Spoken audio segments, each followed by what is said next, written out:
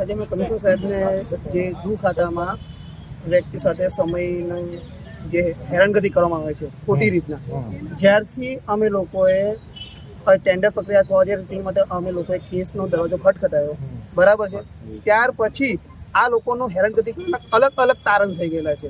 હવે પોતાના જાતે નિયમો ઘરના બનાવી રહ્યા છે. એ પોતે પણ એમ્પ્લોયર છે, છતાં બી અમારી સાથે જૂ સાથે ડિપાર્ટમેન્ટ સાથે એવું કારણ છે કે 8 ને 5 થાય તો એની માટે માફી પત્રક આપવાનું, એવો એમની પાસે જોબ ટાઈમિંગ એમનો હોય કે ભાઈ આ નિયમમાં લાગુ પડતો તમને આપો, તમે નિભાવવા તૈયાર છે.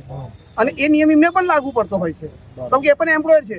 એમના કોન્ટ્રાક્ટ બેઝ એમની અંદર અમે નોકરી નથી કરતા, અમે કોર્પોરેશનની અંદર કામગીરી કરી રહ્યા છે અને એમના આદેશનું પાલન કરે છે. એમની બતાવેલી કામગીરી ના થતી હોય તો એ વસ્તુનું માફી માંગે, વસ્તુ સ્વાભાવિક પણ છે કે ચાલો ભાઈ એમને સોંપેલી કામગીરી નથી થઈ તો સ્વેચ્છાએ ચાલો કે ભાઈ કંઈક કારણની કારણ અમારી કામગીરી ના થઈ.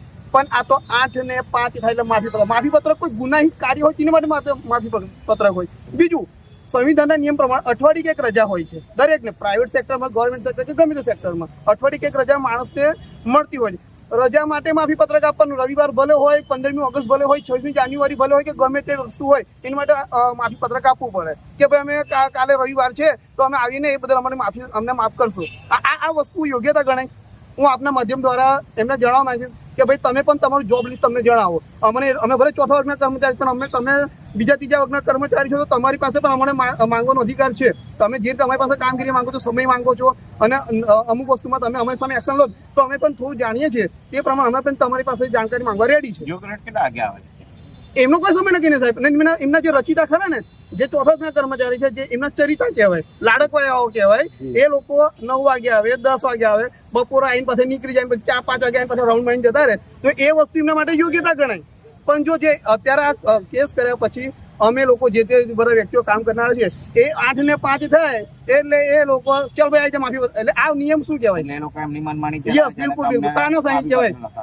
અને એવું નથી લાગતું કે વીએમસી કોર્પોરેશનના એમ્પ્લોય છે, પોતાની મનમાની ચાલે છે, પોતાના સેક્ટરમાં અમે લોકો આપણા અંગ્રેજ શાસન જેવું કામગીરી કરી રહ્યા છે લોકો. અચ્છા, તમે અત્યારે કમિશનરને મળવા આવ્યા, કમિશનરો તો એક નવું જ લાગી રહ્યા છે થંભ વાળું. હા, ત્યારે તમે શું કરશો? એ નિભાવ તૈયાર છે.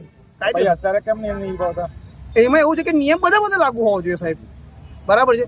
અને બીજું વસ્તુ કે રજાની અંદર માફી પત્રક, કોઈ સાહેબ માણસ કામગીરી કરવા આવતો હોય, આકસ્મિક કોઈક ટ્રાફિક સમસ્યા, કોઈ એક્સિડન્ટ સમસ્યા, પ્રસંગિક સમસ્યા નડતરરૂપ થાય, હવે બીજા દિવસ જણાય તે માન્યતા ના ગણાય. કાં તો મેસેજ કરે, કાં તો ફોન કરે, તે પણ માન્યતા ના ગણાય સાહેબ. તમારો મુખ્ય સાહેબ પદ્મા પાટકર સાહેબ આપણા એ હેરાન કરે. એને હેરાનમાં એવું છે કે એ પણ એક રિમોટની જેમ પેલા માનવ મહેતા સાહેબ કરે ને એમને ઓપરેટ કરે છે.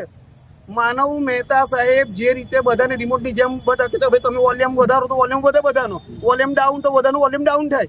એટલે તમે પાલિકા વોલ્યુમ ડાઉન કરવા આવ્યા છો? પાલિકા નહીં, અમારી સાથે થતા અન્યાયનો અમે અવાજ ઉઠાવવા જઈ રહ્યા છીએ.